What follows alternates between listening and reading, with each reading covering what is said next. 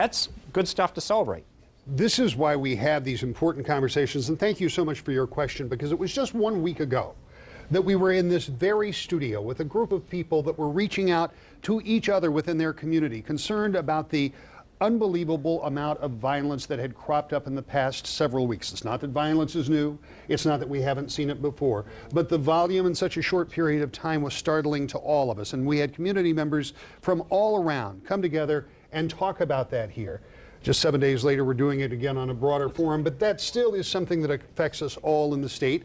It has something to do with schools. It has a lot to do with communities. It has something to do, obviously, with what goes on in state government, but it also has, at least tacitly, something to do with law enforcement. And there are always questions about how we're going to handle law enforcement. This is the only time it's easy for me to find somebody with a question, because I know that somebody in law enforcement is wearing a uniform over here. Could I get you to stand up? I'm going to walk the long way around.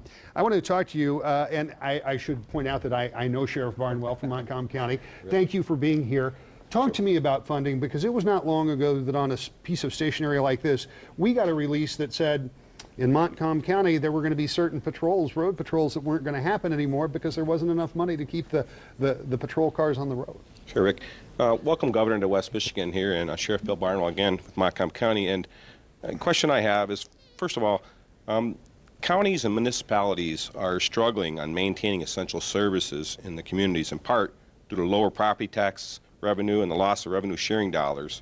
For example, as Rick had said, Montcalm County I recently had to lay off deputies that forced us to go to less than 24-hour patrols in the county. Since 2001, Michigan has lost over 340 police officers, most of those coming from local municipalities. I understand you're proposing to increase spending for Michigan State Troopers, which we also need. I think that's important. But what, if anything, do you plan on proposing to help county and local governments maintain and restore their officers? Mm-hmm. Well, Sheriff, I appreciate your service. It's great the work that your department does and all the sheriffs across Michigan, and that's really important. If you look at, though, a couple things. The best thing we can do is grow our economy. It gets back to the jobs to bring things back, and we are seeing some positive results. Constitutional revenue sharing is going to be up 4% this year. That will, a chunk of that comes back to counties, and that does help. So those are things that do make a difference. We also created an economic vitality incentive program that we're putting dollars in for innovative products involving collaboration between groups, and we prioritized half of that for public safety. Again, for 911 systems or for innovative ideas in law enforcement, because that's critically important. So I believe in law enforcement. I have prioritized investing in the Michigan State Police, and I'll be really open with you why. We need a mobile force, and we need to deploy it where the greatest need is in our state. And there's needs in your county, as you said. But our greatest need is, to be open, we have 4 of the most violent communities, 4 of the top 10 most violent communities in the country. Flint, Pontiac, Saginaw, and Detroit. We actually have 8 in the top 100. And so in terms of addressing this issue, the starting point in my view is, let's go to where the very worst situations are. And let's do something about it. And the best resource to do that is Michigan State Police to help address it, along working with those local, not just the law enforcement, but the criminal justice system. So we're investing dollars in new court procedures, working with prosecutors, with the Department of Corrections. We're putting Department of Corrections people right in, embedded in those police departments. And again, it's not to stop with those 4 communities. It's to, let's get a model that can work well and then find ways to partner with you and your community.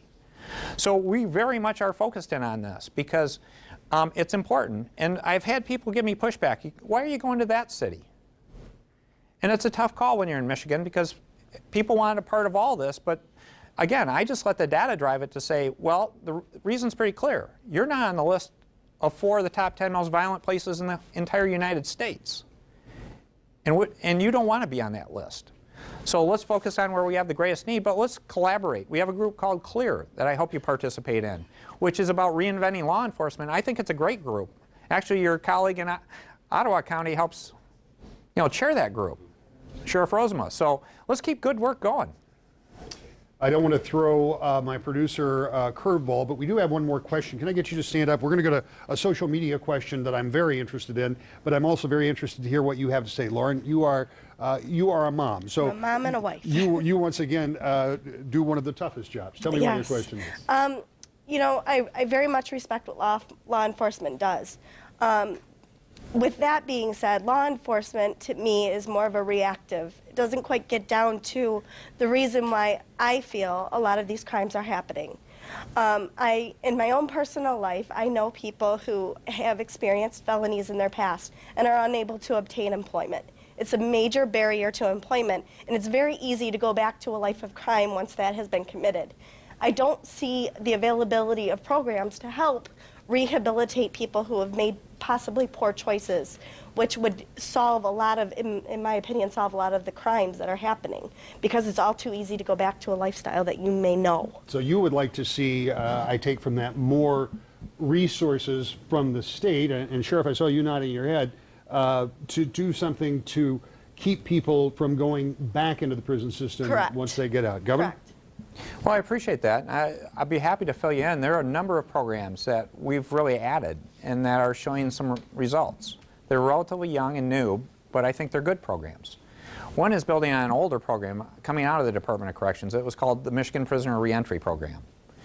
It did some good things. Actually, Michigan was doing reasonably well compared to many other states in terms of the percentage of criminals coming back in.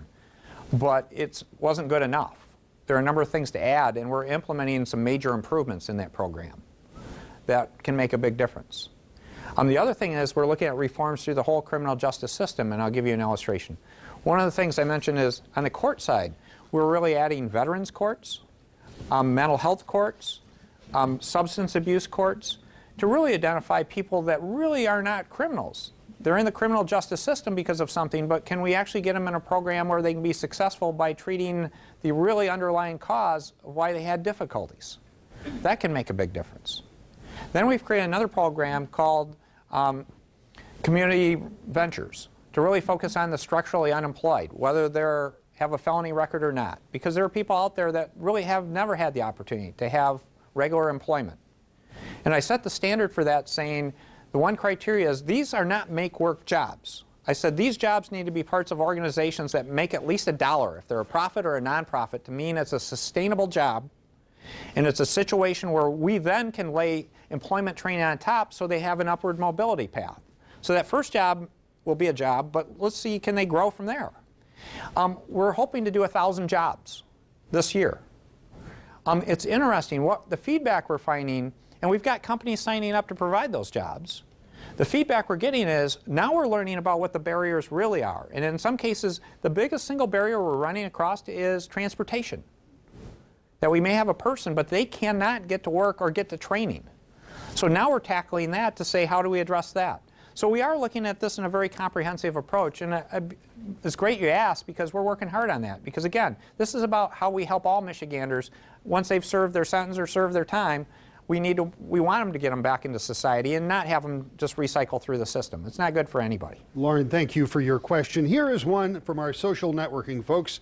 We got a lot of questions, and there were several of them that came in about this. Brian Sterling standing by. I think we're talking about the Electoral College, Rick, and possible changes to the Electoral College among the questions that we got through social media. Robert says here, I'd like to ask the governor about his stance on changing the Electoral College vote distribution in the state. Does he favor it or not?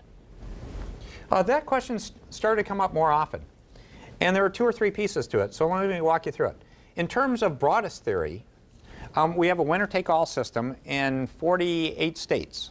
We have 2 states that actually do it based on congressional district. They've been doing it for a lot of years. In theory, either system can work fine. The bigger question is when you'd make a decision to do that, so you don't bias the system. So in theory, as long as you had a fair set of rules that everyone knows what they are and they apply and you work through them, that can be fair. The issue I have with looking at a change now, because we're a winner-take-all state, is I don't think this is an appropriate time to do that.